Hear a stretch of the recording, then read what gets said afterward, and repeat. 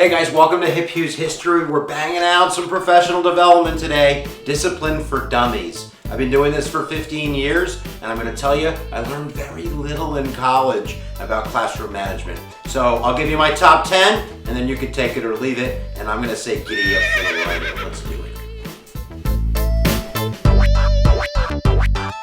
Number one, don't focus on classroom management. Don't focus on discipline. Focus on creating and facilitating learning experiences. When you do that and you do that well, when you have authentically engaged kids, when your classroom has flow, when time flies by, bad behavior just kind of seems to melt away. It shouldn't really be the focus of your classroom. If it is, I would focus more on those learning experiences rather than just on solving that bad behavior. But definitely have a product-based classroom, something that's based on composition and not just consumption of knowledge. And then you can provide differentiation and different roles for different types of learners and different types of kids, as well as having something meaningful at the end of your classroom experience. So giddy up for that. There you go, guys. Don't focus on discipline. Focus on the learning.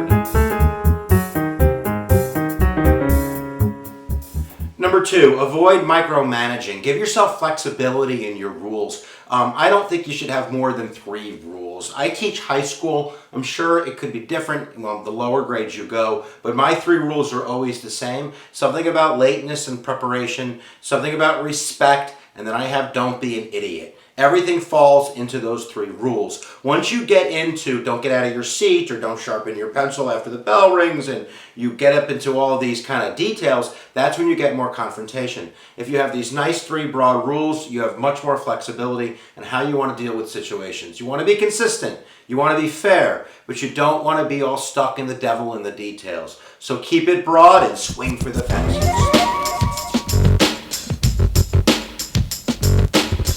Number 3, model the cray-cray. At the beginning of the year, I go over my 3 kind of stupid rules, and I really focus on learning and having really powerful experiences in the beginning of the year, but I want to make sure my kids know that I can go there if I need to, because at the end of the day, I have an objective, and we're going to get there, and if you're in the way, there's going to be a problem. So I'll normally ask for a volunteer. We'll kind of be relaxed. I'll go, oh, thank you, Johnny, very much. And what I'm going to do, John, what did I say about messing with the kids next to you? Do you want me to go there? Because I'd rather not go there. But just doing that small activity means I don't have to do it for the rest of the year. I don't think I've ever really raised my voice to that level. But at the beginning of the year, it's a little bit of a joke, but I want them to know that I got a little bit of the cray-cray in store if I need to go. Canned lines. Number 4, have some delivery systems so when you hear something and you don't want to blow it up, you have a line you can deliver. SHIT, they say that all the time, but I'm not going to tolerate it to the point where I'm going to just allow it to go on, but I'm also not going to write up every kid who says it, otherwise I'd have a large problem. I just want to make sure they know I've heard it and I'm not going to tolerate that. So if I hear that, normally I will say something as opposed to, would you please take that word out of your mouth and put it back kind of the other end where it belongs. And I get a little bit of giggle and the kid laughs, okay, Mr. Hughes, my bad. And I have other delivery lines. One of my favorite ones is if a kid is misbehaving, I go, Johnny, you really should check out in the next few days if the UPS truck comes around your house. And Johnny goes, why? Well, because I sent you a package. Isn't that nice of Mr. Hughes? When you get that package, be excited because when you open it up, I put in 5 years so you could grow up. And we have a little bit of a laugh and yada, yada, yada. But I don't want to put that whole behavior issue again into the center of the room. So get a couple lines, be ready to take them out and slay the children.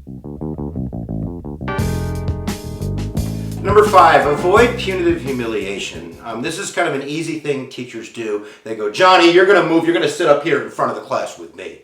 Again, when you're doing that, when you're putting Johnny on the spot, you're elevating the situation. And this isn't about winning. This isn't about winning an argument. You're going to win at the end of the day. It's about not elevating the argument to the point where Johnny has some type of classroom credibility. So you always want to try to solve these problems on the side and on the slide.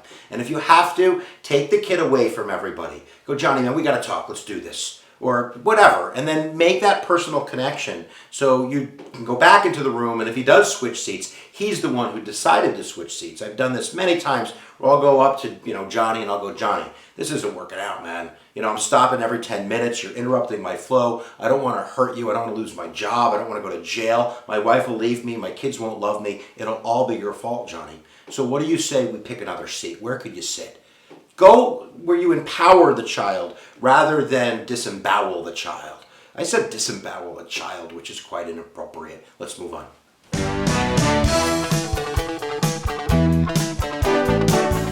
Number 6, the in-class lecture readjustment. I'm not stopping for anybody, and I've made this point before, that you don't want to put a focus beam on the attention that the kid is doing that is bad. So if you're doing explicit instruction and a kid puts their head down or they're whispering or they're not paying attention, don't stop talking. Just kind of blend it in. So if I'm doing something like, let's say, explicit instruction on, I don't know, Washington and the Whiskey Rebellion, and I'm saying, look guys, it's really important to understand that when Washington brings the supremacy clause to those, tax avoiders in Western Pennsylvania, he's not going to let them put their head down on the table and not pay attention to the lecture.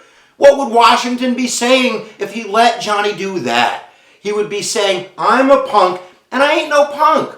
So everybody should understand now why Washington did what he did. You got that, Johnny? It's just a little bit of a kind of like a tuck and roll to make sure that Johnny understands that he should be paying attention and that you're not going to stop the lecture to go there. And in a sense, it's kind of using humor and a little bit of a wake-up call in order to get that kid to pay attention. And then if you got to go to the next level, you got to go to the next level. But don't stop, baby. Don't stop for anybody.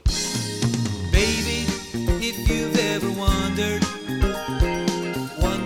whatever became. Number 7, plan your opening hardcore. 9 out of 10 times when there's a problem in the class, it's because the kids are bringing it from a different class into your classroom. And if they have downtime when they walk in, if they're not walking into a multimodal experience that's kind of soaking them up to give them something important to do right away, then you have that chance of that kind of spilling over from previous classes. So I would say really concentrate on your anticipatory set. What do they hear when they walk in your room? What do they see on the wall when they walk in your room? If you have that chance to grab their attention and you're not using it, then you're the one who cray-cray. All right, let's giddy up number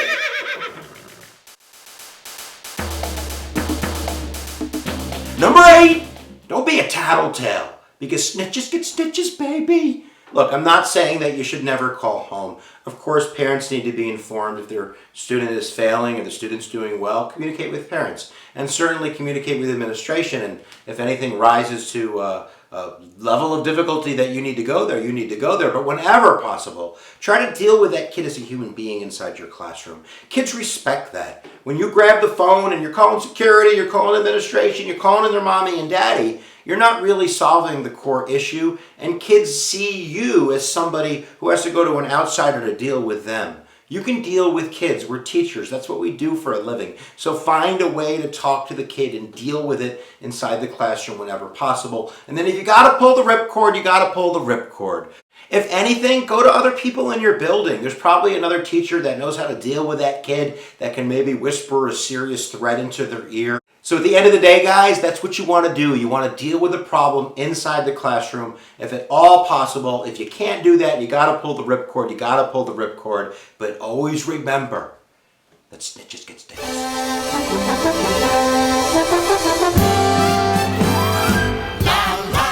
Number 9, find out more about that kid. Find out what that kid likes. Find out where that kid's locker is. And then make it a point to walk past their locker every, few times a day and give them a little fist bump or, make a joke. Or I do Holocaust stations where I'll go up and I'll go, "What's federalism?"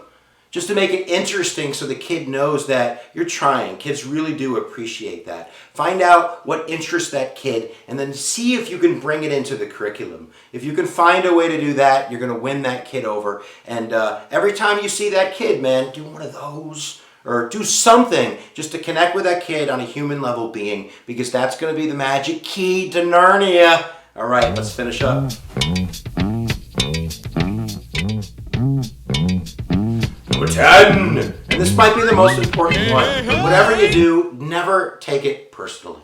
If you take it personally and it rises to that type of argument, not only are you never going to win that argument or win that kid over, because at the end of the day, it all goes back to the learning. It's what we want the kid to be engaged with, otherwise we're not doing our jobs correctly. And if you take it personally, not only are you going to lose that battle, but you're going to screw up your reputation. That's going to be around the school in 30 seconds flat. And then your reputation is ruined. It makes it much harder to create, the foundations for all of those other rules that we just talked about. So much of this is built on previous years. Once you get your reputation down and kids know how you operate, they know how you play the game, they'll play it with you. But if you take it personally and you let your temper get the best of you, then you're playing their game. You're playing a school game and you're going to lose that game. So play the game smart, play it to win, but never take it personally. There you go. All right, there you go, guys. 10 tips for disciplines for dummies. I'm not calling you a dummy. And certainly if you haven't subscribed to HIPHUGHES History by now, maybe I am calling you a dummy. All you gotta do is click on my hand and watch the magic of the internet take you to my subscription page where you can subscribe for free to hundreds of fun and focused lessons. So there you go, guys. And if you haven't checked out United Stuff of America, that's on Saturday nights, 10 p.m. Eastern Standard Time, where you might be seeing this ugly mug talk a little bit about the history to the kiddies out there. All right, giddy up for that, guys. Where attention goes, energy flows. And we'll see you next time we do a little bit of the teaching